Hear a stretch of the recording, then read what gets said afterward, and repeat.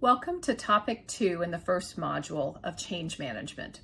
In this topic, we're going to be talking about the principles of change. And we're going to be getting into a discussion of the framework for change management. And part of what happens in this framework is that there is an importance of understanding the need for change and developing some sense of urgency for that change to happen. There's a reason why late night infomercials tell you, but wait, there's one thing more, and order in the next 5 minutes and you'll get this extra something or other. They're creating that sense of urgency, and it works. It makes us want to change. And so we'll be talking about that.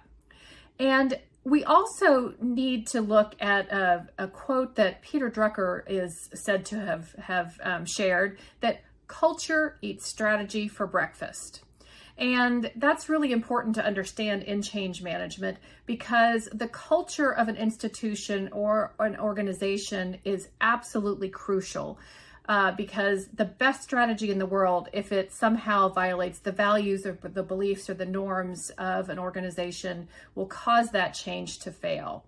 So we really need to be looking at that and understanding the culture of our organization or our institution in order to really focus on change management. So in this topic, we'll be covering several principles of change management, and I want to highlight just two at this point.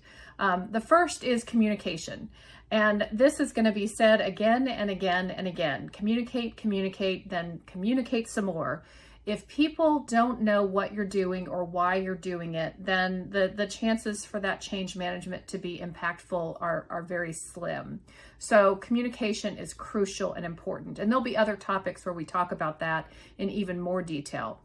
The second principle that I want to highlight here is the idea of providing reward structures for milestones reached within a change management plan. And I think that's a very important thing to keep in mind, that we want to move away from change being a punishment, something that is painful. And one way that we can do that is to add incentives. They don't have to be monetary incentives, and they don't often have to be huge.